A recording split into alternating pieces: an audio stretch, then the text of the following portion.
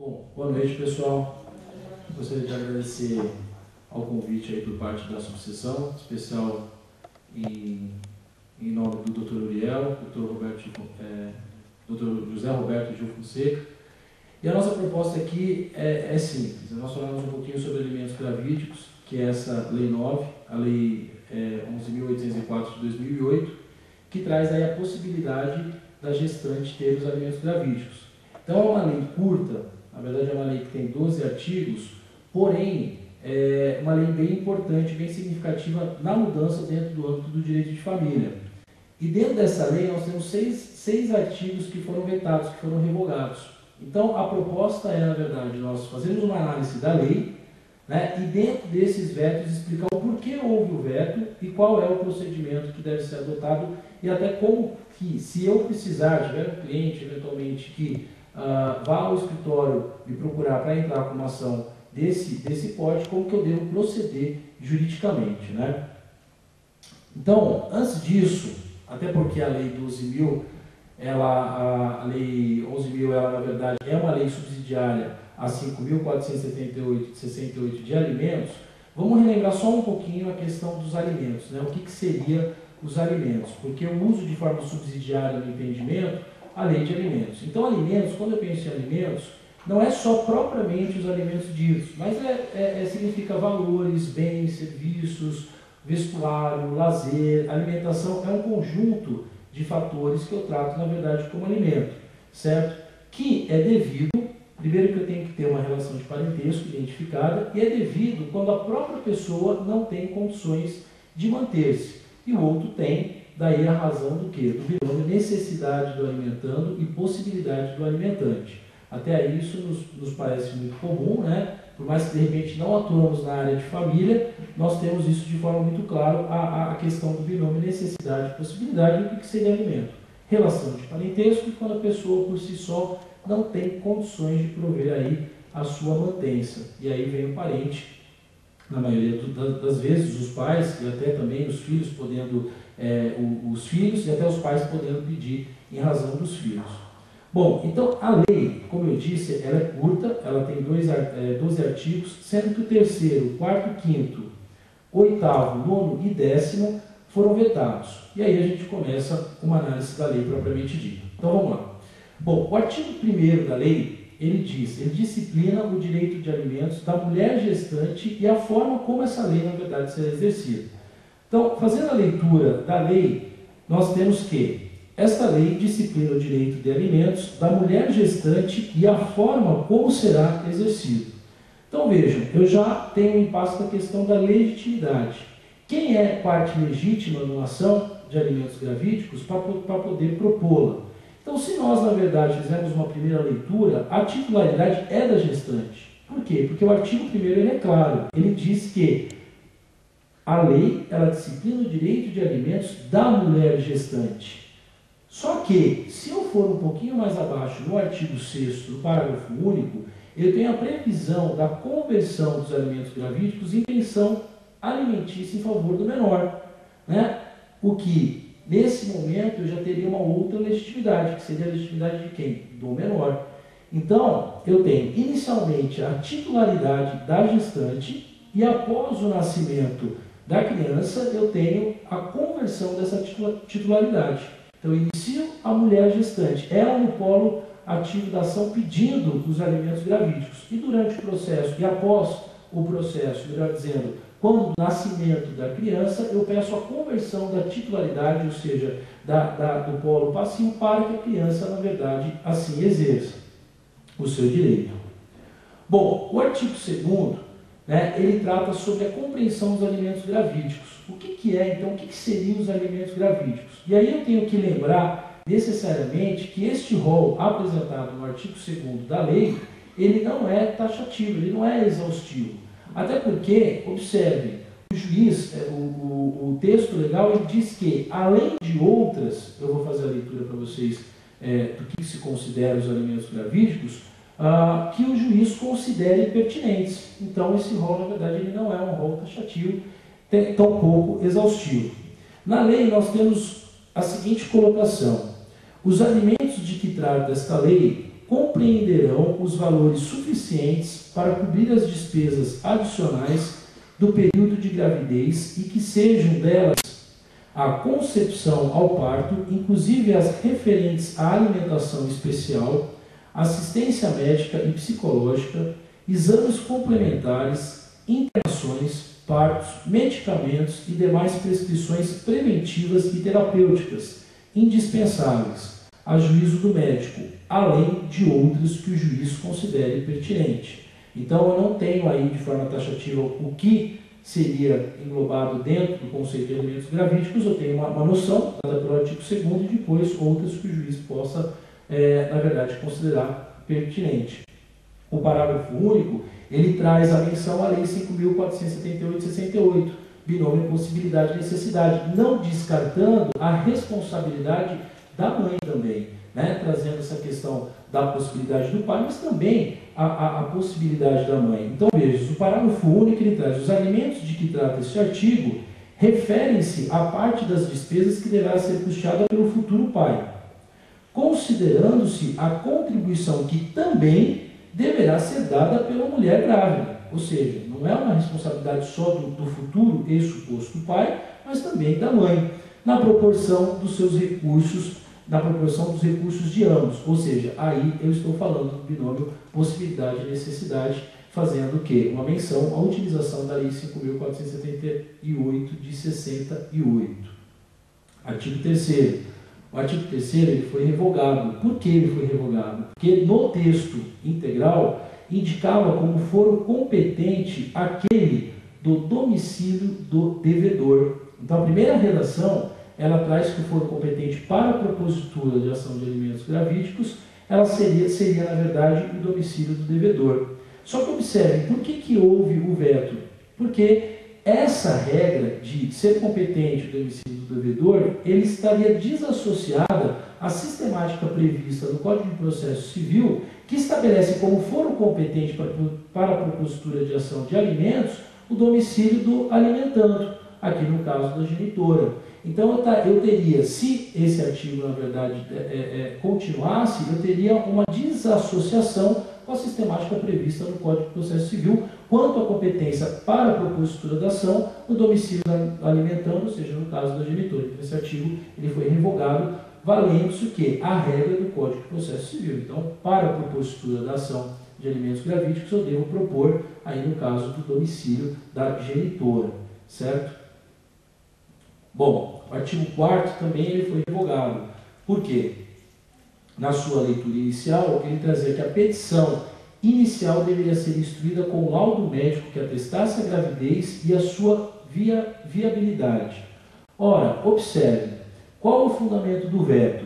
Mesmo que a gravidez seja inviável, enquanto na verdade ela durar, a gestante ela vai precisar de cuidados, e o que obviamente vai gerar gastos, né? Então eu atribuí a necessidade de demonstrar a viabilidade de uma gravidez, né, esquecendo que por mais que ela não seja viável, vou ter esse período onde ela não é viável, que vai gerar eventuais custos, eu não estaria dando cumprimento fiel ao dispositivo legal, à lei, à previsão que a lei, ou melhor dizendo, a proposta que a lei quer atingir. Então ele foi revogado, não precisando demonstrar viabilidade nenhuma. Lógico que eu tenho que, por pressuposto, demonstrar o estado de gravidez, mas a viabilidade, se a gravidez até o seu final ela será viável ou não, isso foi, na verdade, retirado. Tá? Lembrando que o IBDFAM, que é o Instituto Brasileiro de Direito de Família, ele, na verdade, teve uma grande importância dentro aqui da nova confecção, digamos assim, da lei, né? Retirando, melhor dizendo, esses artigos, não diretamente, mas demonstrando a razão do veto, por que deveriam ser revogados, vetados, tendo em vista aí as argumentações que por hora eu estou trazendo. Nós temos o artigo 5º, que também foi revogado, que trazia o quê? A prévia audiência de justificação. E aí observe, não é obrigatório na ação de alimentos uma audiência de justificação, né? Além de eu não ter esse procedimento previsto na lei de alimentos, eu também causaria um retardamento desnecessário ao processo. Porque, vejam, a lei de alimentos gravídicos, ela visa a celeridade. Eu tenho que ter os alimentos durante a gestação, que são 9 meses. Né? Então, se, depois nós vamos ver até de uma modificação que houve na questão aqui do deferimento dos alimentos, que é a partir da citação. E aí nós vamos imaginemos, né, melhor dizendo, o futuro pai, o suposto pai, ele ser obrigado a partir da citação. Se ele demorar 9 meses para ser citado, eu perco totalmente o objetivo da lei. E aí houve uma modificação, aonde nós vamos ver daqui a pouquinho, que fala que o juiz ele deverá determinar no primeiro despacho já os alimentos aí gravídicos, os alimentos provisórios. Então, assim, fazer uma audiência de justificação, chamar o suposto pai para vir apresentar aí a sua versão sobre os fatos, causaria um retardamento desnecessário no processo e também, como não é um procedimento obrigatório na ação de alimentos, achou-se por bem revogar esse artigo e falar, não, vamos ser um pouco mais objetivos e mais céleres aí dentro do que a gente pretende. E aí nós temos o artigo 6º da lei, que traz o quê? Convencido da existência de indícios da paternidade, o juiz fixará os alimentos gravídicos. E por que eu gravei esses indícios? Porque basta que, na verdade, haja o indício. Se o juiz perceber, pelo mecanismo de prova que lhe é oferecido nos autos, que existem indícios da paternidade, ele poderá, na verdade, conceder os alimentos gravídicos. Eu trouxe algumas jurisprudências que, no primeiro momento, parece que é fácil, né? Mas eu trouxe algumas jurisprudências que denotam que o juiz ele tem muita cautela ao definir os alimentos gravídicos, em que se pensa que ele não teria uma responsabilidade direta, porque a lei, amanhã ou depois falaram, o juiz errou. Não, o juiz ele seguiu o que a lei diz. E a lei diz que basta ter a existência de indícios. E se as provas fizeram com que, no juízo de valores dele, ele chegasse à conclusão de que há indícios, ele não errou, ele tomou uma decisão. É óbvio que amanhã ou depois, se aquele cidadão não for o pai, houve aí um equívoco, mas que não pode ser atribuído à responsabilidade do magistrado. Então basta que haja os indícios. Mas como que eu vou trazer os indícios? Aí nós temos a questão das provas. Então, primeiramente, a gente tem que observar que todos os meios de provas admitidos em direitos, elas são possíveis para eu comprovar que aquele pai, suposto pai, seria aí o pai da criança. Aí nós temos as provas clássicas, as provas testemunhais, as provas documentais e o exame de gravidez. Então eu tenho, por exemplo, uma prova testemunhal, tenho alguma colega, vamos colocar o exemplo aí da mulher, alguma colega que de repente presenciou o relacionamento, viu que aquele rapaz se relacionava com a moça, presenciou, eles sempre estavam juntos, a moça comentava com ele, é uma prova testemunhal. Documental, uma troca de e-mail, de declarações aí de amores, falando, olha, realmente eu gosto de você, a noite de ontem foi muito prazerosa, precisamos repeti-la. Tudo isso, na verdade, vai servir como prova. E o próprio exame de gravidez. E aí vem a questão da perícia. Mas por que então não se faz a perícia?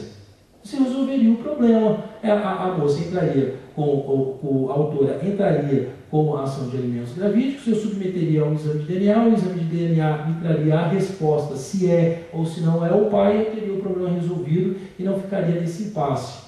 E aí o que nós temos? A impossibilidade da perícia através do exame de DNA. E por que eu tenho a impossibilidade da perícia? Porque não há como impor a realização do exame por meio da coleta do líquido que chama ático, porque isso poderia colocar em risco a vida da criança. Então, fazer o exame de DNA, onde eu tenho que fazer a coleta desse líquido chamado amniótico, poderia colocar dizendo, a vida da criança em risco. Então, é impossível, já se entende pela impossibilidade do exame de gravidez, do exame pericial DNA aí no caso. Então, eu tenho que ater, quanto ao meu mecanismo de provas, o que? As provas testemunhais, as provas documentais e o exame de gravidez. Outra situação também, vamos partir do princípio que, na verdade, vamos partir da ideia que fosse possível, que eu não tivesse demonstrado que a criança correria o risco à realização do exame de DNA. Primeiro, o custo do exame. É um exame caro que nem todo mundo tem condições de arcar. E depois, vamos colocar que o Estado ele fornecesse esse tipo de exame. Se depender do Sistema Único de Saúde, se depender do próprio Estado, o filho nasce antes do resultado sair. Né? A gente tem isso nos processos de investigação de paternidade, o quanto demora, na verdade, não tanto a realização, às vezes, da perícia, mas o resultado chegar nos autos. Às vezes demora, já tive processo de direito de família que demorou 2 anos para um auto chegar. Então, seria inviável, dentro da nossa realidade, mesmo que ainda houvesse a possibilidade, eu tratar dessa questão aí de uma prova pericial, qual seja o exame de DNA, certo? Responsabilidade do juiz na decisão, é o que eu disse. Ele, na verdade, está se atendo ao texto legal. E o texto legal diz indícios de paternidade, ou seja, ele não tem obrigação de ter a certeza, a verdade absoluta. Que aí vai entrar no outro impasse do artigo 10, que é aquela questão da... Se eu não for o pai, eu posso ter o dinheiro que eu fui obrigado a dar, né? E aí a gente vai depois discutir. Não posso atribuir a responsabilidade para o juiz, porque a responsabilidade não é dele, porque ele se baseou em indícios, né? Mas eu poderia ter aí o valor que eu preenchi, que eu custeei durante a gravidez, depois que foi aprovado que não sou o pai de volta, a gente já vai falar do artigo 10º, certo? Bom, e o parágrafo único, ele traz a conversão dos alimentos gravídicos em pensão alimentícia, ou seja, a criança nasceu, eu tenho a conversão não só dos alimentos gravídicos em pensão alimentícia, mas também tenho a conversão da titularidade, né, no que diz respeito até então a mulher gestante como titular dessa ação e depois o próprio menor, representado obviamente por ela. Né? O artigo 7º ele foi mantido e ele traz a citação do réu, né, uma resposta em 5 dias. Então, o réu deverá ser citado para apresentar a resposta em 5 dias. É um prazo até que curto, né? Mas justamente como a ideia ela é uma ideia de celeridade, de se resolver, porque 9 meses aí passa muito rápido, nós temos aí o prazo estabelecido por lei de 5 dias para que haja a manifestação aí do réu. Artigo 8º, revogado. Por que revogado o artigo 8º? Na oposição de contestação, porque dizia, a leitura do artigo 8º, trazia que o quê? Que a procedência do pedido da autora dependeria do exame de DNA. E então já começa que eu não posso fazer o exame de DNA. Né? E o que vai contra uma sistemática processual que não vincula diretamente uma coisa à outra. Nós sabemos hoje, né, com os exames de DNA, onde eu tenho 99,99% de acerto, de que aquele cidadão que fez o exame, ele é o pai da criança, nós sabemos hoje que nas ações de investigação de paternidade, muito se perdeu daquelas provas clássicas. Né? Então, eu tive épocas em que, efetivamente, como eu não tinha o acerto de 99,99%, eu usava fotos, eu usava cartas, eu usava outros meios de provas para tentar fazer com que o juiz, o próprio exame de sangue, para tentar fazer com que o juiz chegasse à conclusão de se aquele é o pai da criança ou não. E hoje nós sabemos que nas investigações de paternidade, não que isso não seja utilizado, porque é um mecanismo de prova que pode ser utilizado, mas nós sabemos que o exame de DNA ele resolve, ele supre todas essas provas, e no momento que eu faço eu já sei se é o pai ou não. Mas aqui, eu condicionar a procedência da ação,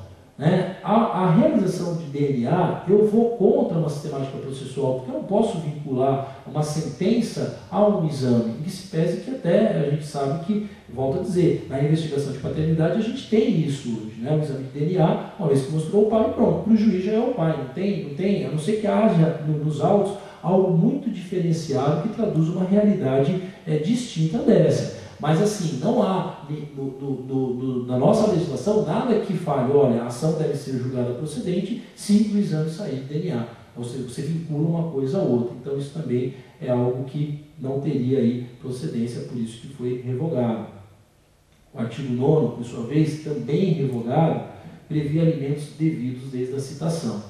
Agora, imagine nós, né, que eu sei que tem estagiários aqui, tem alguns advogados, que conhecemos aí toda a problemática e a sistemática do Poder Judiciário. Imagina eu ter os alimentos devidos desde a citação. Observação 1. A morosidade do Poder Judiciário, né, ou seja, uma citação, às vezes, para ocorrer em 4, 5, 6 meses, é normal. Não é nada que fuja da nossa realidade, né? Então eu estaria aí deixando 9 meses aquela mãe que entrou com os alimentos gravídicos esperando para receber os alimentos nos últimos vamos supor que elas peçam 4, só 6 meses, né? Eu também não posso pedir retroativo, porque eu tenho aquela característica dos alimentos, né? Não posso pedir, olha, mas e os outros 4 meses? Não, os outros 4 meses, se eu for pagar, é a título de indenização pelo que ela gastou, e não a título de alimentos. Porque alimentos tem que ser algo que eu, na verdade, vou pagar para subsistir aquela necessidade atual da criança, de comer, da criança de, na verdade, se vestir. Então, outra situação que se pensou quando do veto da revogação desse artigo é o quê? São as manobras que, na verdade, visam impedir a citação. Então, nós sabemos hoje que, às vezes, o oficial de justiça chega a uma ocultação, já sabe que vai chegar, já está previamente avisado que está sofrendo uma ação. Aí, não estou trazendo o caso aqui da ação de alimentos gravíssimos porque é o tema. Mas, por exemplo, de uma ação de execução, de uma outra ação, o que você faz? Não conheço, não moro mais aqui. Meu filho saiu de casa sem me dar satisfação, e entre outras coisas. Então, existiam muitas manobras. E aí, nós temos o quê? Então, a posição já que os alimentos são devidos desde o despacho e não da citação. Então, isso é óbvio que aí sim, recebi eu como juiz uma ação, já vejo se aquelas provas elas me levam aos indícios de paternidade e já fixo os alimentos provisórios como uma forma de tutela antecipada e já, quando mandar citar, já manda pagar também. E não esperar pagar ou fazer a audiência de justificação, ficar esperando a contestação para ver o que vai fazer. Né? A ação de alimentos, isso às vezes já atrapalha muito, porque às vezes a genitora fica lá meses para poder receber, ser deferidos os alimentos provisórios e definitivos, fica lá 1 ano discutindo e recebendo só os provisórios, enquanto a necessidade dela é muito mais voltada aos definitivos. Imagina a ação de alimentos gravídicos. Bom, e aí essa é a indagação. É absurdo, e assim, eu tento ser, na verdade, imparcial, mas eu tenho certeza que vocês concordarão comigo, até com uma questão de bom senso e de justiça que nós temos intrínsetos por sermos profissionais da área. Né? Então, também foi revogado o artigo 10º, só que o artigo 10º da lei previa que, caso posteriormente a ação fosse descoberto que aquele cidadão não era o pai, ele teria direito à indenização por danos materiais e por danos morais. E aí simplesmente revogaram esse artigo. Talvez esse artigo fosse, dentro dos que nós lemos agora, o único que não deveria ter sido revogado. Né? Eu falo talvez por quê? Porque desse nós temos as seguintes questões. Primeiro, os valores até então pagos, né, podem ser exigidos de volta pelo pai injustiçado. Injustiçado coloquei entre aspas, porque é aquele pai que até então não é o pai e que está pagando 9 meses os alimentos como se fosse. Né? E depois, pode-se ajuizar uma ação contra a mãe do menor, pleiteando danos morais e materiais? Pois bem, entendimentos da doutrina, não e não.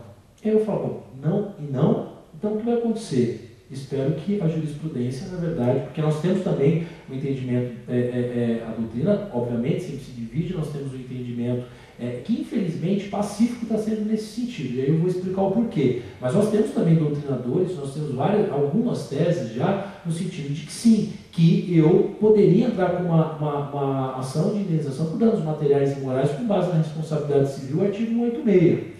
Bom, por que eu não posso exigir de volta os valores? Bom, primeiro, porque os alimentos eles não são repetíveis. Então, nós sabemos disso, uma vez pagos os alimentos. Então, por essa razão, eu até concordo, que nós teríamos que fazer uma mudança na lei. Então, parte do princípio, se os alimentos não são repetíveis, né, até porque eles têm esse caráter alimentar, uma vez que eles foram pagos, a criança se sustentou dentro das necessidades genéricas, lá, alimentação, saúde, lazer, eu não tenho como pedir isso de volta. Tá?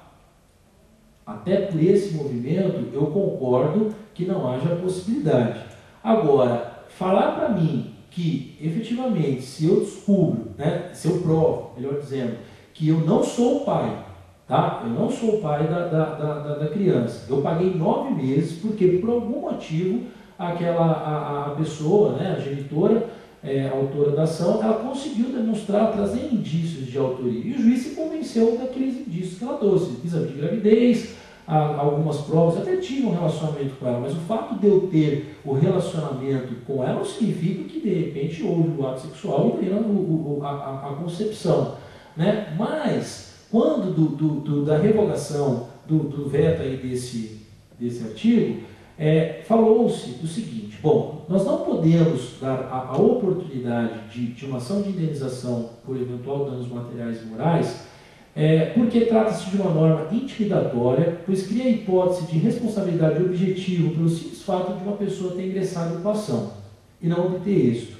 E como todas as pessoas têm direito de ação, porque o artigo 10º ele dizia, se for descoberto que o pai da criança não é o pai, o suposto pai não é o pai, caberia ação de indenização por danos materiais e morais. O que ficaria muito mais fácil, porque se a cliente chegasse ao seu escritório, você ia virar e falar assim: olha, você tem certeza? Ah, doutor, eu tenho certeza. Vamos supor que seja aquela mulher que é correta, que só saiu com aquele determinado rapaz, e aí ela, na verdade, sabe que o pai é ele e tem certeza absoluta. Então tá. Porque aí veio o discurso do profissional. Olha, porque eu tenho que te alertar que o artigo 10 da lei, antes de ser revogado, tá? O artigo 10º da lei, ele traz que, caso lá na frente não for constatado que efetivamente ele é o pai da criança, você responderá por um eventual dano material e até moral. Né? Porque vamos supor que esse suposto pai ele tem um envolvimento já de anos com uma outra pessoa e acaba um relacionamento e fica com a credibilidade abalada e tem um dispêndio lá da renda dele que de repente já não é muito e depois descobre-se que não é o pai. Então veja, aí a pessoa ela ia entrar se ela tivesse absoluta certeza que né? Porque se ela tivesse alguma dúvida, ela já sabendo que ela poderia ser responsabilizada, ela ia pensar, ia falar, então doutor, melhor não, deixa nascer, faça o exame de DNA e se fazendo o exame de DNA, a gente constata e pede os alimentos, ok? Só que aí vem a revogação, falando que eu não posso colocar dentro da lei uma penalidade, ou seja, olha, se não for o pai, você vai ter que responder, tá? Dano material e moral, porque eu estou intimidando, na verdade, aí no caso a gestante, ao direito de ação dela, que é um direito previsto constitucionalmente. Então, retiraram. Só que retiraram e não trouxeram por hora nenhuma solução, só posicionamentos doutrinários. E até eu estava procurando hoje, antes de vir para cá, já tinha, sempre entrei no site do Tribunal de Justiça de São Paulo, entrei no site do Tribunal de Justiça do Rio Grande do Sul e mais alguns tribunais.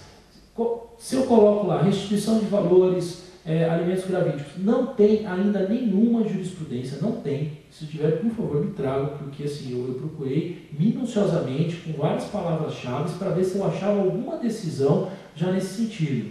E por que não tem? Porque a lei do final é de 2008, novembro de 2008. Então nós temos 2009 e nós temos 2010. Tudo bem, está se finalizando. Nós temos um ano, que seria aí, de repente, os 9 meses da gestação, e nós temos agora mais um ano. Então, mesmo que alguém entrou com alguma ação, alguém que eu digo, o pai, o suposto pai injustiçado, entrou com uma ação para discutir a questão de uma devolução de valores por ter pago os alimentos por 9 meses, se houve decisão, ainda está em fase de recurso, então não temos como saber como que a jurisprudência, na verdade, entenderá. Agora, parte-se do quê? Do princípio que provavelmente haverá algum mecanismo desse suposto pai, que depois não é o pai, ser indenizado. Porque senão a gente estaria no campo da injustiça. Então, e aí eu tenho alguns autores que defendem o seguinte, né, dentro de uma outra linha. Então eu tenho os autores, as doutrinas, que dizem não tem direito porque os alimentos não são repetíveis e porque seria uma norma intimidatória. Eu tenho outra parte da doutrina que fala sim, pelo artigo 186, responsabilidade civil, aquele que causar dano a outro, ainda que exclusivamente moral, fica responsável em indenizá-lo. Né? Então eu poderia me basear no artigo 186 e pedir a devolução desses valores e até um eventual dano moral, se comprovado que esse dano moral houve. Né? E eu tenho uma outra minoria da doutrina que faz o seguinte: você, pai prejudicado, entra com uma ação contra o pai verdadeiro, né? Pleiteando nele por ele ter omitido, sabendo que era o pai, e se fazer de morto, né? Porque de repente, mas aí também entraria em toda uma problemática, porque às vezes nem o pai sabe que é o pai. Né? Mas partindo então, também seria uma outra linha de raciocínio, uma outra vertente, que eu traduzo no seguinte sentido: pode-se entrar contra o pai que não era o pai, que foi condenado ao pagamento dos alimentos, ele na verdade pode entrar contra o pai que omitiu que era o pai. Né? Mas também não vi, fiz algumas pesquisas aí, de âmbito geral, no estado de São Paulo, não vi nenhuma ação ainda de um suposto pai injustiçado contra o pai. Então é muito recente, ainda nós temos essa linha.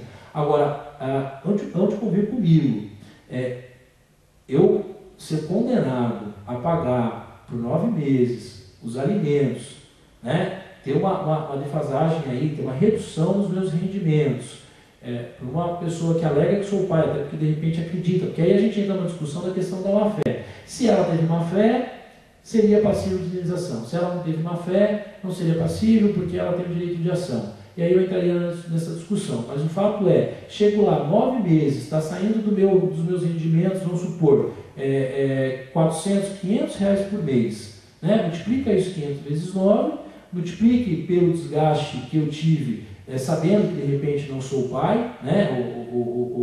Porque aí também tem aquela questão, né? Não posso fazer exame de DNA, então vou ter que esperar 9 meses para saber, às vezes eu também não sei. Né? Então vejam a complexidade do tema. Mas vamos partir do pressuposto que eu não sou pai. E simplesmente eu não posso fazer nada.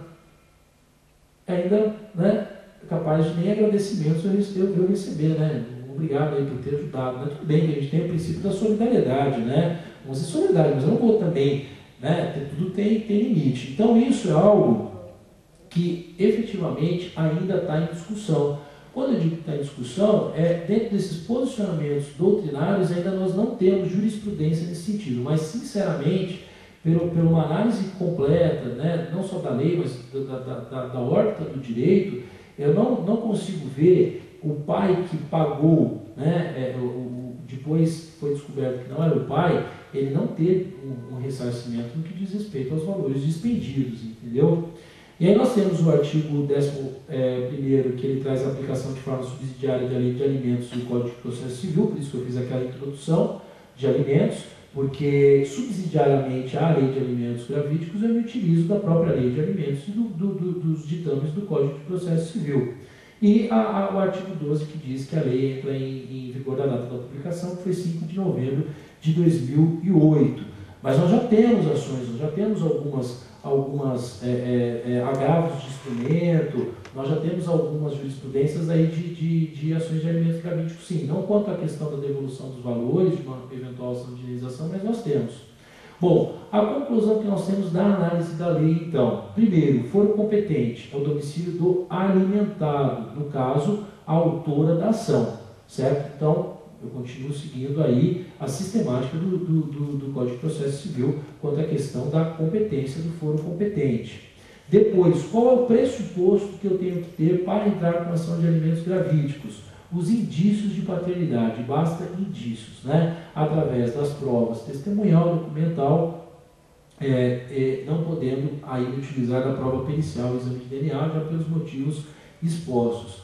Critérios do binômio possibilidade e necessidade, ou seja, a necessidade da gestante e a possibilidade do suposto pai. Então eu tenho que ter esse critério para poder usar. E aí eu vou entrar dentro de uma órbita que eu vou depender, né? Eu tenho aquele pai que tem um salário de 15 mil reais, que é gerente, diretor de uma empresa, e que o padrão de vida é e eu tenho também aquele que mora na comunidade que ganha 300 reais, 400 reais. Quando a gente fala dessa questão de alimentos, isso é muito subjetivo, né? É literalmente o binômio, necessidade e possibilidade. Né? A duração, o prazo da ação de alimentos gravídicos, dentro da denominação alimentos gravídicos, é o período da gravidez, com o nascimento, com vida, que aí sim eu tenho a questão da personalidade jurídica, da aquisição da personalidade jurídica, eu na verdade tenho a conversão dessa ação de alimentos gravídicos, né, ação de alimentos, e aí eu tenho a conversão dos alimentos gravídicos em pensão alimentícia, até que o pai, vamos partir do princípio aí já que o pai era o pai mesmo, né, que a gente está falando até então que não era o pai, mas vamos falar no sentido de que seja, até que ele entre com ação revisional, que a lei também lhe favorece, dizendo que não tem mais possibilidade, que perdeu o emprego ou qualquer coisa do gênero, certo? Bom, a resposta do réu é o prazo de 5 dias, então eu tenho 5 dias para poder aí estar respondendo como réu requerido, e a incidência dos alimentos desde o despacho da petição inicial, e não apenas da citação do réu. Isso é bem importante, isso na verdade acelera todo o procedimento, ter a determinação do despacho e não da citação. Então, sem dúvida, com a lei de alimentos gravídicos, nós tivemos aí o expresso reconhecimento dos alcances do direito de personalidade do nascituro, que já havia uma discussão antes da lei de alimentos gravídicos, no sentido da mãe poder, antes dessa ideia de alimentos gravídicos, uma vez pleiteando pelo nascituro os alimentos. Só que aí esbarrava na questão da legitimidade, né? Que não tem personalidade jurídica porque não nasceu com vida. Então, como que a mãe pode pedir os alimentos? E isso obstruía, tanto que até então nós nunca tínhamos visto nenhuma ação, nós vimos ação de alimento após, na verdade, aí o nascimento da criança e uma eventual realização, ou uma eventual realização de DNA. Mas nesse sentido de alimentos gravídicos, a lei veio justamente para fazer o acerto nessas arestas, né? Bom, por que eu coloquei que isso é interessante? Porque é engraçado como que as coisas funcionam, né? O artigo 8º do Estatuto da Criança e do Adolescente, ele diz o seguinte: é assegurado à gestante, então eu estou tratando dos interesses da criança e do adolescente, e o ECA ele vem nitidamente, fortemente para isso, é assegurado à gestante, por meio do Sistema Único de Saúde, o atendimento pré e perinatal. Ok. Parágrafo 1º. A gestante será encaminhada aos diferentes níveis de atendimento, segundo critérios médicos específicos, obedecendo-se os princípios de regionalização e hierarquização dos sistemas. Ok. Parágrafo 2º. A parturiente será atendida preferencialmente pelo mesmo médico que a acompanhou na fase pré-natal. Parágrafo 3º, que nos chama a atenção. Incumbe ao poder público propiciar apoio alimentar à gestante e à nutriz que dele necessitarem. Então vejam, se eu for pela análise do artigo 8º do Estatuto da Criança e do Adolescente, não estou descartando a possibilidade do pai, mas estou querendo dizer que a lei vem porque também, não só por isso, mas também vem porque o Estado não consegue dar cumprimento ao que mesmo dispõe. Né? Porque eu teria o quê? O artigo 8º do Estatuto da Criança e do Adolescente, ele é claro quando ele traz que o Estado, o poder público, ele tem o dever de proporcionar alimento à gestante e à nutriz que dele necessitarem. Né? Então, como eu consigo fazer isso, né?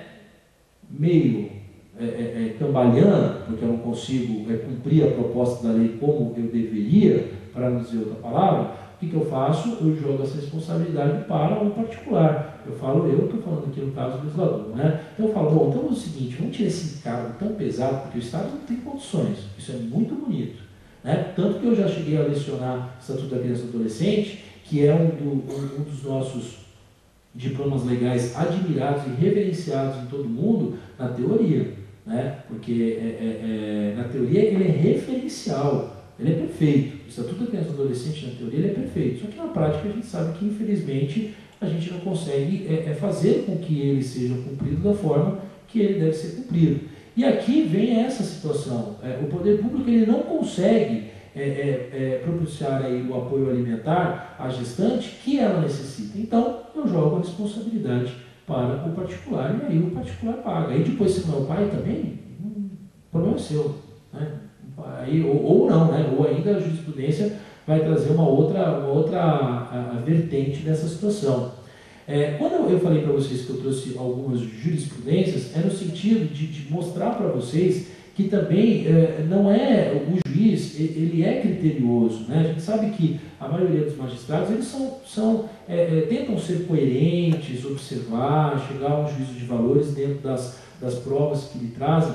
Então, assim, eu trouxe aqui algumas, nós já temos algumas jurisprudências no sentido de que o juiz fala, não me trouxe indícios aí suficientes de paternidade, eu não vou conferir os alimentos gravídicos. Então, nós temos aqui, por exemplo, essa primeira, onde nós temos alimentos gravídicos, a autora não comprovou a existência de relacionamento com o réu, portanto, não foram fixados alimentos provisórios. Nascimento da criança no transcurso do feito, né? Falta de interesse de agir superveniente caracterizada, a ausência de uma das condições da ação. Então aqui basicamente está falando que ela não comprovou o relacionamento com o réu. Mas e se ela só teve uma noite de relacionamento com o réu?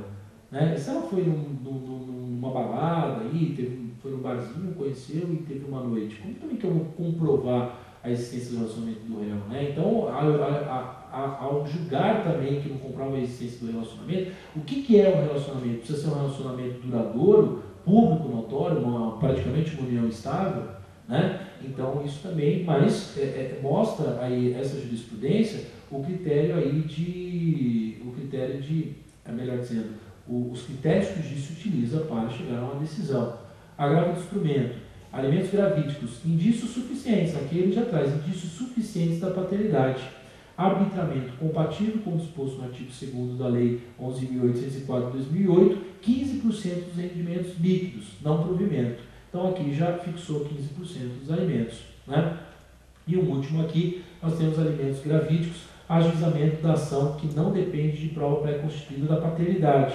Rege-se do artigo 6º da Lei 11.804 de 2008, conjunto probatório que, no entanto, ainda não é suficiente para demonstrar a existência de indícios de paternidade. Alimentos provisórios indefinidos, né?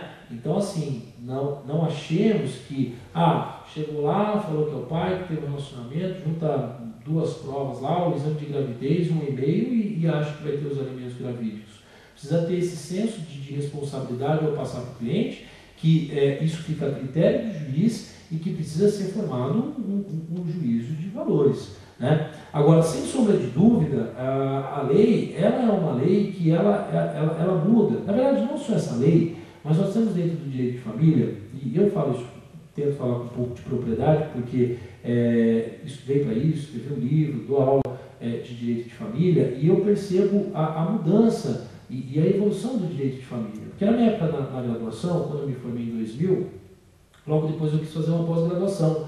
E a pós-graduação não tinha de direito de família, tanto que eu tive que fazer a minha primeira especialização em direito civil, porque não tinha especialização específica no direito de família, né? E hoje nós vemos que existem várias especializações em direito de família e as gritantes e constantes mudanças. Só hoje, eu lancei o meu livro no começo desse ano e eu já estou preparando a segunda atualização e revisão. Eu tenho que colocar, no mínimo, né, eu já tenho que colocar a lei de alienação parental, também, que é um outro tema super interessante, porque agora vai ser a modinha, né?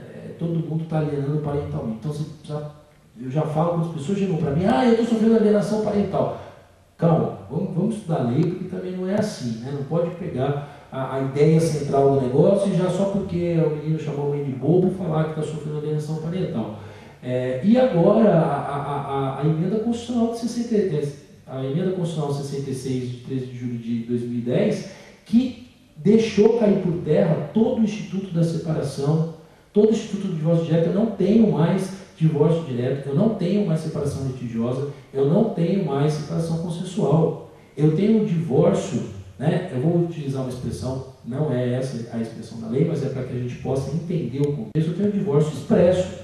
Se eu me casei e no outro dia, na outra semana, eu não suporto olhar para a cara da minha esposa, por algum motivo eu quero me divorciar, eu já entro direto com o divórcio. Não com o divórcio direto, mas eu entro diretamente com o divórcio consensual ou ainda, na verdade, o divórcio litigioso. Mas esquece, não tem mais isso desde julho desse ano, com a emenda 66, eu não falo mais em separação. Eu não falo mais em separação litigiosa, eu não falo mais em separação judicial, eu não falo mais em prazo para conversão, separação e divórcio, né? Então, aqueles processos que eu estava esperando um ano para poder converter, mas eu já posso entrar com a conversão. É que eu vou entender o tema, não quero, mas é porque de repente seja importante só passar uma ideia central. Até porque eu estou elaborando uma palestra para falar sobre a emenda constitucional de 66, porque ela vai dar um pouco de trabalho àqueles que não têm uma certa afinidade, que lidam com o direito de família, mas de uma forma ocasional. De repente tem uma ação aqui, tem uma ação lá, mas não tem a prática no dia a dia. Então, provavelmente, se não de ofício, eu terei que agora pedir a conversão de todas as minhas separações em divórcio. Né? As que estão em trâmite esperando, aquelas que efetivamente eu falei para minha cliente, olha, você tem que esperar um ano para a gente converter em divórcio, eu já posso ligar para ela e falar, olha, você já pode converter em divórcio. E tudo que eu expliquei aí para os meus alunos, porque eu tenho 3 das minhas alunas lá da Uninove. Inclusive, uma está fazendo o tema de alimentos gravídicos, por isso que ela veio, porque ela vai ter a banca dela, então ela falou, deixa eu ver o que vai ser falado para poder, na verdade, ir bem na banca. Mas tudo que eu expliquei para elas, que eu dei aula para elas no 7º semestre sobre a separação, caiu por terra abaixo. A partir do próximo semestre eu vou ter que falar, gente, casou, não está contente, tá? Houve a mudança do artigo 226, parágrafo 6 da Constituição Federal, se divorcia, tá? Pelo cartório, em 2007 foi feita uma lei, ou se não pelo Poder Judiciário, se divorcia. Mas, professor, a separação, né? Não tem mais, esquece, não tem mais. Tira isso da sua cabeça que não existe mais. Então, são mudanças que, voltando para não fugir a minha linha de raciocínio, são mudanças, a lei de alienação parental, eu tenho a lei de alimentos gravídicos, eu tenho agora a emenda constitucional 66 que acaba com todos os institutos e prazos e decreta diretamente o divórcio. Eu tenho, na verdade, projeto de lei de que mãe não pode bater em filho, da palmada, vocês devem ter visto aí, que passou no Domingo Espetacular, passou no Fantástico, esses meios de comunicação, projetos de lei que agora eu não posso bater no meu filho pela integral proteção da criança. Então, os pais seriam punidos se houvessem aí, se tivesse aquela palmada. E eu tenho muitos cursos de graduação, eu tenho muitas pessoas interessadas no direito de família hoje, e eu tenho a importância dada que até então não era dada para o direito de família. E isso, para quem gosta, para quem tem afinidade, é bacana, né? Porque, imagina, a gente não pode generalizar. Aquela gestante, a gente tem que pensar na sensibilidade da mulher, que de repente fica grávida, que o pai não quer reconhecer, ou porque não quer, porque não está nem aí, ou porque acha que não é o pai, e ela fica 9 meses dependendo, de repente, do Sistema Único de Saúde, para poder aí sobreviver durante essa gravidez. A gente não pode partir do princípio, do pressuposto, que todo mundo tem dinheiro para poder pagar médico particular, ou que tem um pai que ajuda. Nós temos situações mais delicadas. Então, essa lei, ela é curta, como eu disse, mas eu espero que ela seja efetiva e que possa aí de fato ajudar aquelas mães que indicam aqueles pais que são os supostos pais, porque também a gente tem partido do pressuposto que a mãe, para ela entrar com uma ação, salvo se ela tiver de má fé, ela traduz a ideia de que ele é o suposto pai, né? De que a pessoa é o suposto pai, senão não vai entrar com uma ação, por isso talvez da revogação do artigo 10 no que diz respeito a essa situação. Bom, então só para finalizar, eu peguei aqui um modelinho de já indo para a reta final, para compreendê-los também, porque de repente pode ser que tenha alguma pergunta, e a ideia central era passar aí para vocês a lei e esse movimento de revogação de alguns artigos.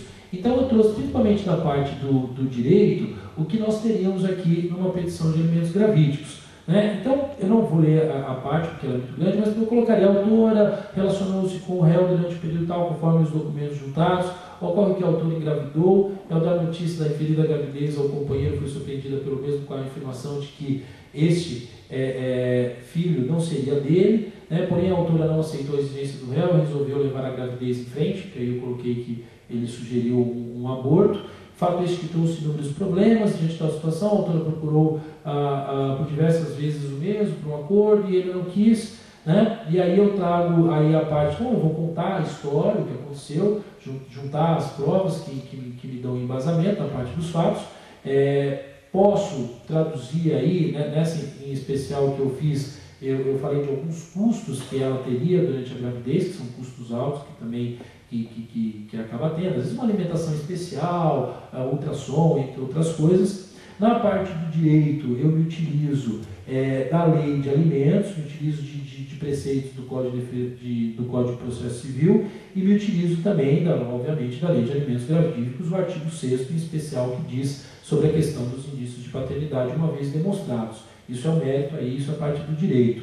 Abri o campo dos alimentos provisórios, baseando o meu pedido de alimentos provisórios no artigo 4º da Lei 5.478 de 68, que dispõe a possibilidade de eu pedir os alimentos provisórios, né? E do pedido, basicamente, só para que a gente entenda qual é a linha de raciocínio dessa ação. Então, eu coloquei nessa primeira ação aí que distribuí sobre alimentos gravídicos, recebimento da presente inicial, uma vez que demonstradas as condições da ação e os pressupostos processuais para, ao final, após o regular trâmite previsto em lei, julgar por sentença o presente pedido procedente, todos os seus termos, o efetivo acolhimento do pedido alimentar, dos alimentos da autora, enquanto gerar a gestação, e ao filho do casal após o nascimento deste, prosseguindo o mesmo direito ao menor nascido com vida, oportunidade em que esse será imbuído no mesmo direito do quanto e na forma que pleiteado. Fixar os alimentos provisórios até o nascimento do filho, quando então os alimentos serão convertidos em seu favor, no valor não inferior a X, conforme prevê o artigo 4º da Lei de Alimentos e também aí, os ditames da Lei de Alimentos Gravídicos. E aí pedir a citação no prazo de 5 dias, sob pena de reverias, a procedência do pedido para que depois seja decretado os alimentos definitivos, o valor da causa, que siga os mesmos trâmites de ação de alimentos, admite-se provar por todos os meios de provas, alega-se provar por todos os meios de provas admitidos em direito, o valor da causa pede deferimento e protocola, distribui, que assim que chegar na mão do juiz, o primeiro despacho, se ele se convencer que existem aí elementos suficientes para poder dar os alimentos gravídicos, ele dará na proporção de alimentos provisórios, conforme a tutela antecipada, dentro da perspectiva que ele achar. Se não, não, aí caberia, de repente, um agravo de instrumento, que é uma decisão interlocutória.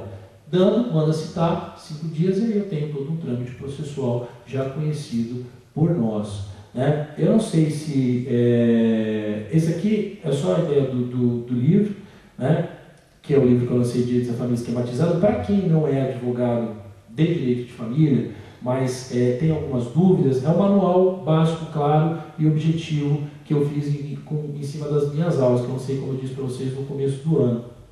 E quem tiver interesse, eu também vou colocar agora as atualizações no site, tá? E vai ser gratuito as atualizações quanto à emenda constitucional 66, a lei de alienação parental e também a lei de alimentos gravídicos. Então eu vou abrir um link no site do livro, porque o livro tem um site, onde eu vou colocar à disposição. Mas basicamente é um manual de regras básicas do direito de família para aqueles que não se identificam muito com o tema. Tem a demanda, né? Porém, de repente tem alguns questionamentos aí. Porque é óbvio, né? O dia a dia tem muita mudança. Por exemplo, tem mudanças de direito penal que eu não sei, né?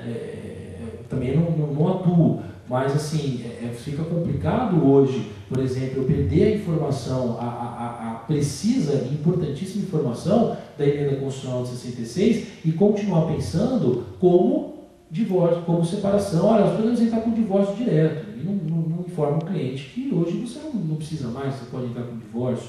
Né? Ou ainda ir te procurar nos escritórios para falar sobre a lei de alimentos gravídicos, você não tem a mínima noção de como que funciona esse procedimento, entendeu? Por isso é importante a gente buscar o conhecimento que naturalmente vocês estão fazendo aqui.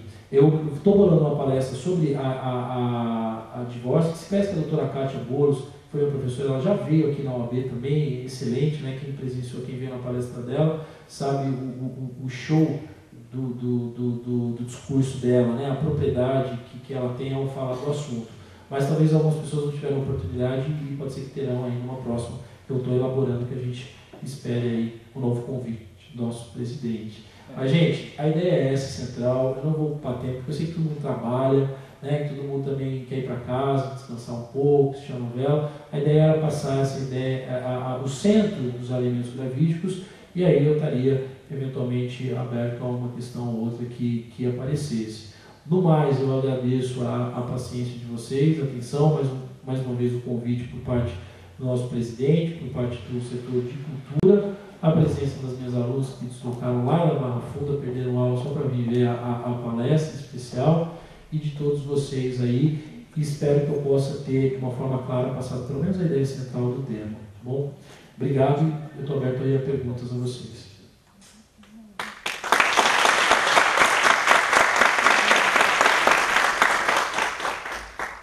Quem teria alguma?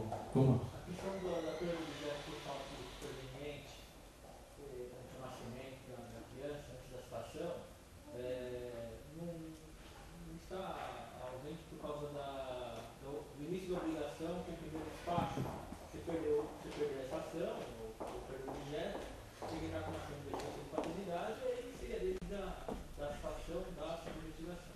E no caso de você continuar com essa ação, você tem o primeiro despacho que coloca o início da obrigação.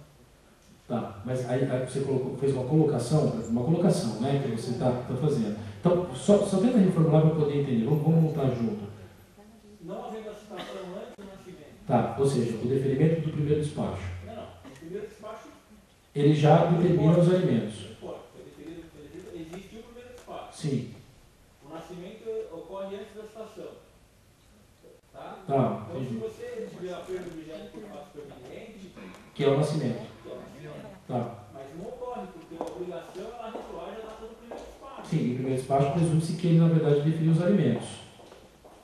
Então, assim, se ele não definir os alimentos, a questão é se ele não definir os alimentos no primeiro despacho e efetivamente eu tiver aí o nascimento da criança antes, durante a gestação ou durante o processo, já tem a perda do objeto, e esse processo provavelmente será julgado extinto e eu tenho que entrar com o reconhecimento de paternidade aí depois, posteriormente, com o processo de alimentos. Né? Agora, se eu tenho o primeiro despacho, onde na verdade é conferido os alimentos provisórios, aí o nascimento com vida durante o processo, independente da situação ou não tem a perda do objeto e, consequentemente, eu tenho o curso da ação. Então, nesse caso, respondendo a sua pergunta, realmente eu teria a perda do objeto se não deferido no primeiro despacho dos alimentos gravídicos e houvesse o nascimento. Né? Porque qual é o objeto, qual é o centro da lei de alimentos gravídicos? O direito à gestante, a mulher gestante, né? Ao nascituro. Então, se de repente nasceu, ou de repente ainda uma outra hipótese, nasce ou não nasce com vida, né? Eu também teria, de uma outra forma, a perda da minha proposta dentro da ação de alimentos. Convênio médico entraria nisso ou não? Ou seria mais alimentos mesmo? Porque aí você entrou no mérito de assistência médica, tudo. Aí, por exemplo, se suposto que o pai falar, eu posso pagar o convênio médico. Aí o juiz que define isso, como funciona? O juiz, na verdade, ele não... A gente tem os alimentos in natura que são possíveis, ou seja, mas sempre numa ação de alimentos, nós teremos o juiz ele fixando um quanto, que na verdade ele vai repassar para a mãe, e que ele presume que a mãe vai utilizar desse quanto para as necessidades básicas, inclusive o convênio médico.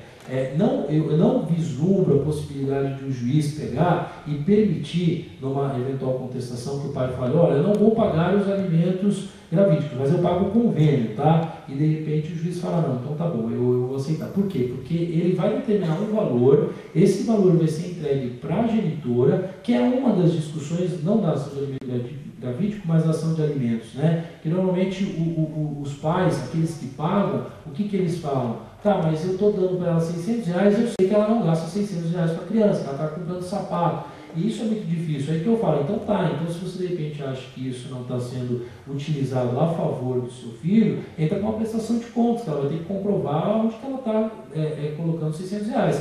Mas não venha, eu até posso ter uma mescla, eu digo o juiz ele até pode decidir na ação de alimentos. Na ação de alimentos gravídicos eu não vejo isso, eu vejo um valor conferido à mãe, à genitora, para que ela utilize dentro da necessidade dela de gestante. Mas vamos partir de uma ação de alimentos que a gente está falando da mesma linguagem, eu até vejo o juiz podendo, e até em acordos a gente vê isso, nós advogados e o pessoal que atua, que há a possibilidade de um quanto em valores, de repente, então eu pago a perua, eu pago o colégio, mas eu também, mas não há decisão de juízes no sentido de pagamento de pensão só a título de convênio médico, a Kombi, roupa, tem que ter valor, tem que ter espécie entregue à mãe.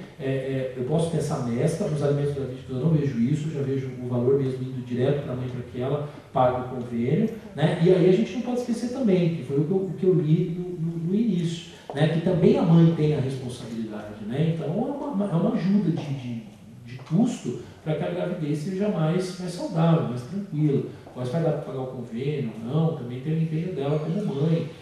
Mas não vejo isso na relação de alimentos gravídicos, não. Imposição, eu posso pagar o convênio? Não. O juiz, ele necessariamente determinará a questão do dinheiro aí entregue à mãe para que ela utilize da melhor forma possível. Qual é o valor que tem que pedir? É 1/3 do que o suposto pai recebe? Ou é o que vai peticionar depois como converter em pensão alimentícia? A título de alimentos provisórios, a senhora diz, você dentro daquele binômio de possibilidade e necessidade, a lei ela não fixa um valor específico, né? É lógico que se eu quero definitivos lá 40%, eu vou pedir provisório um pouco menos. 1/3 do valor, a nossa base hoje é de 30%, então eu peço 15% do valor. Então, se eu já sei hoje que os julgamentos eles estão sendo no máximo de 33%, variando de 25% a 30% na maioria das vezes, a título de alimentos definitivos, O prudente, ele é pedir a título de alimentos provisórios 15% do valor, a metade do que o entendimento dos nossos juízes hoje se dá, que seria em base de 25% a 30%, no máximo chegando a 33%, 15%, posso pedir 20%, mas dentro de um critério de razoabilidade, também dentro do critério da possibilidade da minha necessidade, que é diferenciada em várias situações, né? E, como eu disse, tem alguns que têm um poder aquisitivo maior, um padrão de vida maior. Eu só, relatando brevemente, fui numa audiência da assistência, quando eu fazia assistência, que o rapaz, ele era catador de papelão. E a mãe, ela era uma moça de uma comunidade que tinha uma criança recém-nascida.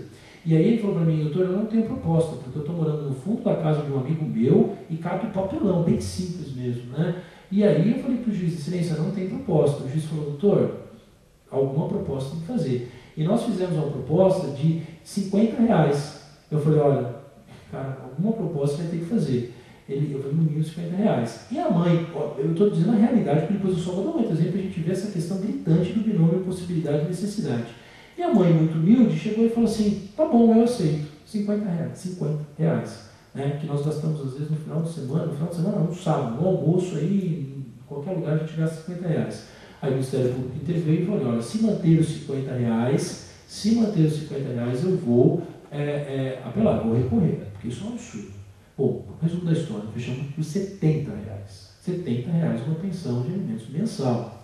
E aí tive um caso particular no escritório, que o rapaz era diretor de uma empresa, ganhava R$15 mil, né? E as crianças estavam acostumadas a viajar todo ano, a ir na Disney lá pela Estela Barros, a comprar tênis de marca, a comprar a mochila do Ben 10, a comprar não sei o que e tal. E a gente mostrou que o padrão de vida não podia cair, né? E o juiz fixou no final os 30%, ou seja, R$3 mil. Qual a diferença da necessidade, na mesma idade, tá? Estou falando do patamar, também tinha um recém-nascido e tinha um maior, eram 2 filhos. Mas qual a diferença de uma mãe que mora na comunidade e de uma outra? Ela precisa de menos do que a outra? Não, a gente tem princípios mínimos de subsistência, né? Então, mas só voltando à sua pergunta, eu tenho essa questão finalizando, eu tenho essa questão da prudência. E a prudência seria pedir aí metade, pelo menos uns 15% do valor, 10%, 15%, 20%. Não há na lei estabelecido essa questão, tá? Nada estabelece nesse sentido. Professor, sobre o falecimento do suposto pai. Então, aí na verdade eu tenho a seguinte situação. Vamos supor que esse pai ele venha a falecer. Eu poderia, por entendimento subsidiário à lei de alimentos, eu poderia, na verdade, dar continuidade no processo pelos herdeiros. Porque a lei de alimentos, ela, na verdade, ela prevê a questão sucessória, né? Então, assim, ou aquela questão, por exemplo, que eu posso pedir para os avós, porque a lei de alimentos gravídicos, ela também diz, é muito tímido isso ainda. Eu não vi ninguém entrar com a lei de alimentos gravídicos contra o avô, né? Entendeu? Do suposto pai. Mas se eu for, porque como a lei é uma lei muito curta e muito estrita, se eu for pela análise da lei de alimentos, eu teria condições de entrar contra os avós também, né? Mas aí a gente precisaria ver um caso concreto como o juiz entenderia, mas por análise da outra lei eu poderia.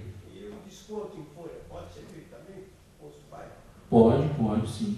Da mesma forma, como se fossem os alimentos normais. Haverá o desconto meio despacho, se eu comprovar que ele trabalha na empresa X e Y, eu já peço desconto de folha de pagamentos. Normal, como se fosse uma ação de alimentos, o mesmo trâmite. No caso, você falou que o alimento gravídico, vamos supor, você trabalha no patamar de 15%. Para os provisórios, Okay. dentro dos alimentos gravídicos.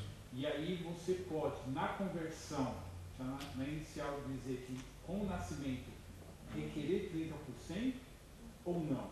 É porque se você vai requerer, aí com o nascimento, eu vou entrar na fase da prova através do exame de DNA. Eu posso requerer os 30% com o nascimento, né? Mas qual seria a diferença do nascimento e não ter nascido no momento em que eu não provo a paternidade? Os definitivos, ele viria de encontro com o quê? Com a prova da paternidade, de que aquele pai é o pai e tem condições dentro do trabalho de binômio possibilidade e necessidade. Então, o prudente, logo após o nascimento, já seria engatinhar o exame de DNA para comprovar a paternidade, que aí eu reforço. Nessa ação, uma independente. Não pode ser nessa ação, discussão do DNA.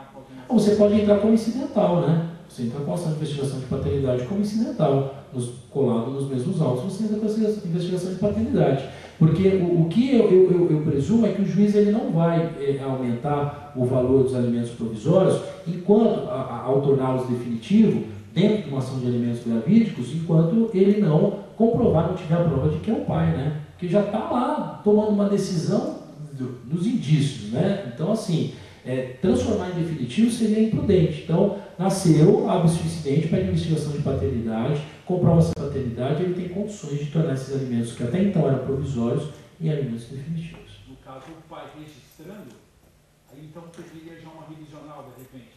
Ele pode pedir uma revisional também, que é uma forma de depois ele discutir o quanto. Né? Mas, independentemente do registro, havendo a prova da paternidade, os alimentos eles são obrigatórios uma vez que o juiz determinar. Tranquilo? Tá bom. Doutor Eduardo, tudo bem? Tudo bem, professor? Tudo bem, graças a Deus. Desculpe o atraso. Mas aproveitando o gancho das perguntas, o senhor tem conhecimento de como funciona esse assunto em alguns países? Como é que é a visão doutrinária, ou mesmo legislativa, alienígena sobre isso? Eu tenho, sinceramente, eu só tenho conhecimento de que na França já tem essa lei também, uma espécie de lei de alimentos gravídicos, que segue o mesmo modelo. Mas, para ser sincero contigo, em outras legislações eu não tenho conhecimento de como é tratado essa questão dos alimentos gravídicos, até porque eu estudo me atiro um pouco mais ao Brasil. Mas eu sei que o direito francês ele prevê também essa possibilidade dos alimentos gravídicos. Não saberia te dizer se nos mesmos termos, até porque a nossa lei de alimentos gravídicos foi baseada na lei de alimentos, né? Foi extraído da lei de alimentos.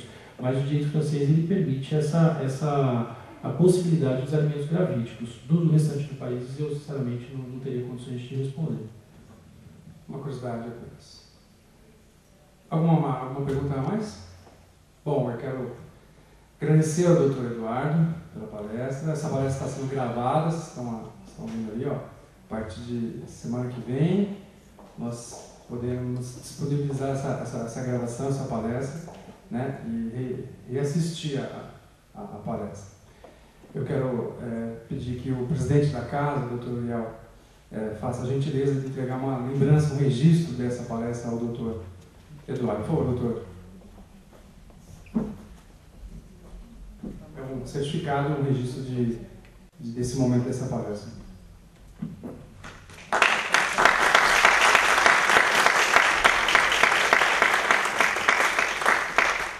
Muito bem.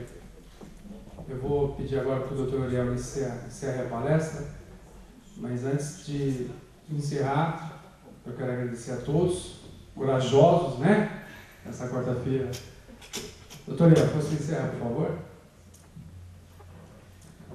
Bom, meus queridos, antes eu quero fazer um registro aqui de que essa palestra foi uma realização da nossa Comissão de Cultura e Eventos da OAB, presidida pelo nosso querido Marcelo Pires, e que conta aqui hoje também com a membro, a doutora Cristiane Ramos Costa, que está ali na plateia. Eu quero agradecer-lhes pela dedicação, tantas palestras que vocês têm organizado nesse nosso primeiro mandato, que foi de 2007 a 2009, e nessa segunda gestão, vocês também já têm um projeto, um trabalho muito bacana à frente. Nós teremos que dar um pequeno intervalo nessas palestras, porque a nossa OAB, depois de muita luta, vai passar por uma reforma muito grande aqui, a nossa casa de advogado. Então nós teremos aqui um pequeno recesso dessas palestras. Vocês veem um ritmo tão acelerado de palestras, e nós passaremos por este recesso, mas para melhorar a casa, para torná-la acessível às pessoas com deficiência, tornar a casa com instalações mais modernas, questão elétrica, hidráulica. Isso é uma conquista, uma luta que vem desde 2008,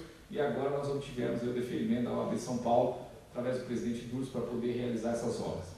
Então nós teremos aqui uma grande obra pela frente, e por isso que nós teremos aí um intervalo nas palestras. Mas a partir, acredito, pelos nossos cálculos, a partir de fevereiro de 2011, nós retomaremos as palestras. Há um programa extenso de palestras, também o ensino à distância da ESA, que nós reativamos aqui. Então, de maneira que a OAB tem andado, tem trabalhado bastante, e eu quero agradecer-vos pela presença, dizer, doutor Eduardo, que foi uma alegria muito grande, uma honra mais uma vez recebê-lo aqui.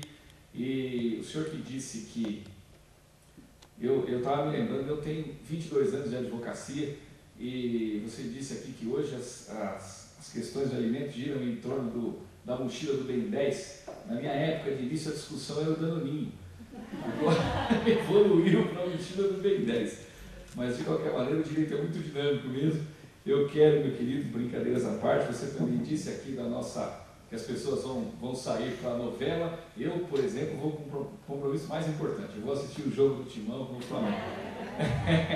Boa noite a todos. Muito obrigado por tudo. Amanhã nós teremos uma palestra também aqui de tema importante para quem atua na área trabalhista, que é de perícia, insalubridade e periculosidade. Para aqueles que atuam na área trabalhista também é uma palestra bastante interessante, bastante importante. É com um perito judicial convidado pelo nosso querido palestrante aqui, que mantém um grupo de estudos de direito do trabalho, que é o desembargador Francisco Jorge Ferreira Neto, que tem mantido um curso aqui, um grupo de estudos de direito do trabalho, e ele está trazendo a convite dele um perito judicial amanhã para falar sobre esse tema, insalubridade e periculosidade. Quero fazer um último registro do meu querido Januário Alves, meu vice-presidente, que tem muito colaborado conosco na gestão. É uma alegria tê-lo aqui conosco também, Januário.